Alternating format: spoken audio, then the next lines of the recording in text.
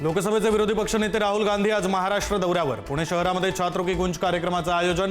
कार्यक्रमासाठी तब्बल 30 अटी. संध्याकाळी 4:30 ते रात्री 9:30 या वेळेत कार्यक्रमाला परवानगी.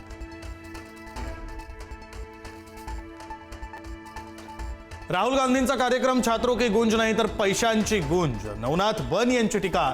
कार्यक्रमाला हजर राहण्यासाठी 30 ते 35 हजार दिल्याचा आरोप.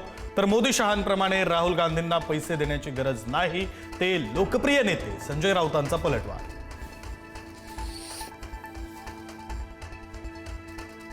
उद्या मुख्यमंत्री फडणवीस जेन झींसोबत साधणार संवाद. उद्या नागपूरमध्ये 30,000 जेन झींसोबत संवाद. जेन झींच्या मनातील प्रश्नांना देवेंद्र फडणवीस उत्तर देणार.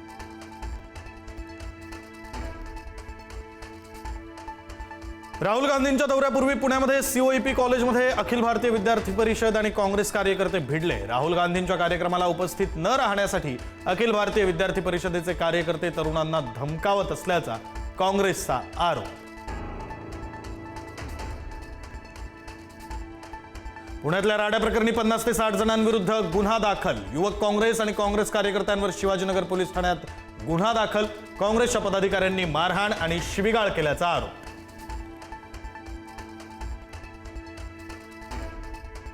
पुण्यातल्या राड्याचा आणखी एक व्हिडिओ समोर. पोलीस उपायुक्त रावले यांच्याकडून विद्यार्थ्यांवर लाठीचार्ज.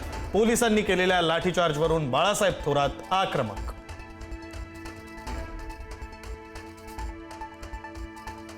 शिंदेंच्या शिवसेनेचा मुंबईमध्ये संघटनात्मक बांधणीवर जोर. लवकरच मुंबईमध्ये शिवसेना खांदेपालट करणार. काम न करणाऱ्यांची पदावरून उचलबांगडी करण्याचा इशारा. काम करणाऱ्या पदाधिकाऱ्यांना शिवसेना संधी देणार. मनसे नेते अमित ठाकरे आज नाशिक दौऱ्यावर. जेन झी सोबत साधणार संवाद. विविध महाविद्यालयांना अमित ठाकरे देणार भेटी.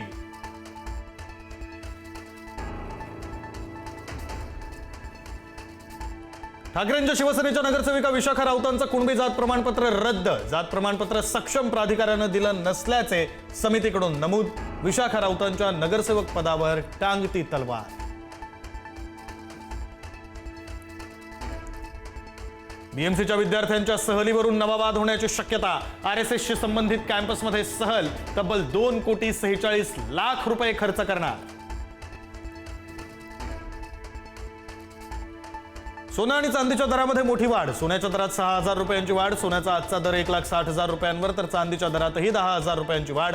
चांदीचा आजचा दर 2,50,000 रुपयांवर. मुंबईतल्या प्रतिष्ठित बॉम्बे प्रेसिडेन्सी रेडिओ क्लबवर एफडीएची कारवाई.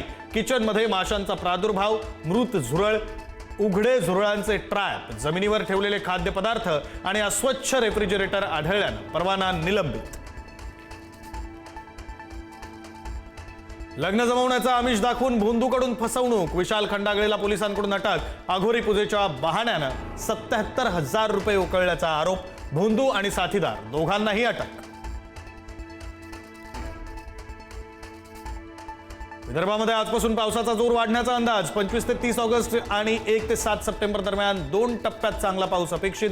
एल निनोचा प्रभाव कायम असला तरी विदर्भासह राज्यामध्ये पावसाची शक्यता वाढली.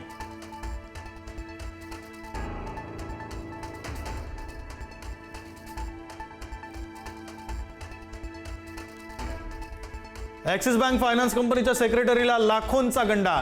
नामवंत कंपनीची बॅग 1,668 रुपयांना मिळण्याचा आमिष. महिलेची तब्बल 1,46,000 रुपयांची फसवणूक.